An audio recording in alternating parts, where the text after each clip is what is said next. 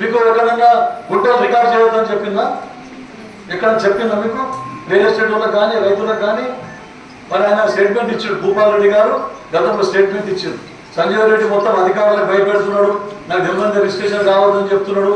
ఆయన మొత్తం real estate వ్యాపారులకు అయ్యా పచ్చ కాంగ్రెస్లు నువ్వు అన్ని దందాలు చేసి ఈరోజు మా నాయన కిషారెడ్డి గారు కూడా 2 సార్లు శంకరంపేటకు ఎమ్మెల్యే ఉన్నారు. నారాయణ నియోజకవర్గం కలిసి ఉంటారు.